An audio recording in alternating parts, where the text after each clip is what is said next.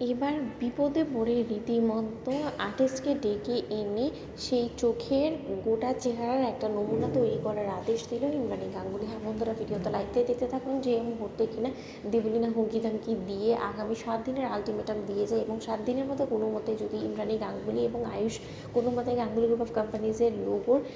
Copyright ইস্যুটা না solve করতে পারে, তাহলে যে কোনো মূল্যেই হোক না কেন দেবলীনা গাঙ্গুলি গ্রুপ অফ কোম্পানিজের এগেনস্টে লিগাল অ্যাকশন নিতে পারে। সেই ভয়ে এক পর্যায়ে ইন্দ্রাণী গাঙ্গুলি যখন কিনা নড়ে চড়ে বসে এবং ইন্দ্রাণী গাঙ্গুলি যখন বলতে থাকে যে আমাকে যে করেই হোক না কেন যত শীঘ্র সম্ভব আয়ুষ একটা স্টেপ নিতে হবে, কারণ ওই দেবলীনা উঠে পড়ে লেগেছে আমাদের উপর প্রতিশোধ নেওয়ার জন্য, এবং ও যখন একবার উঠে পড়ে লেগেছে তাহলে ওকে আমাদের কড়া জবাব দিতে হবে, এবং এর জন্য একটা মাত্র পদ আমাদের সামনে খোলা আছে, সেটা হলো যে আমাদেরকে যত তাড়াতাড়ি সম্ভব একটা আর্টিস্টকে ডেকে এনে আমাদেরকে স্কেচ করাতে হবে ওই অনুমান করে সেই চোখের উপরে গোটা চেহারাটা এঁকে আমাদেরকে, যাতে সে একটা স্যাম্পল তৈরি করে দিতে পারে, এবং সেই স্যাম্পলটাকে ধরেই আমাদেরকে যে করেই হোক না কেন গোটা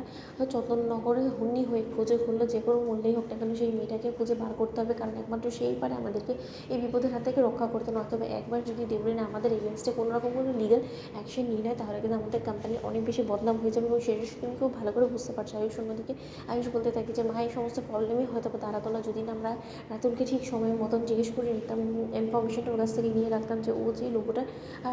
চোখে ব্যবহার করেছে সেই চোখে আসল ঠিক কার, এবং তার থেকে বড় কথা এটা ঠিক কার চেহারা, এই সম্পর্কে আমরা কোনো দিনও কোনো কিছু জিজ্ঞেস করার কেউ প্রয়োজন বলেই মনে করিনি। আমরা কি আর জানতাম যে ভাগ্যের কি নির্মম পরিহাস, এই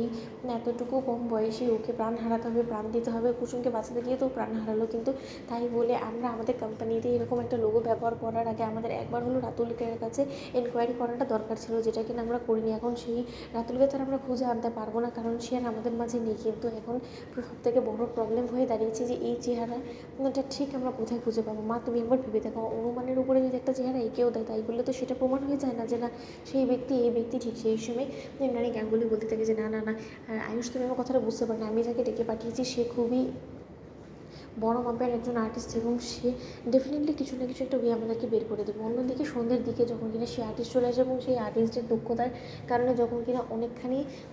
কুসুমের চেহারাটা প্রায় হুবহু না মিললেও কিছুটা হয়ে আসে সেই চোখের উপরে অনুমান করে, ঠিক সেই সময় কুসুম চমকে ওঠে এবং কুসুম বলতে থাকে যে কেন আমার বারবার করে মনে হচ্ছে যে উনি যে ছবিটা আঁকছে সেটা হুবহু আমার মতন হয়ে আসছে। অন্যদিকে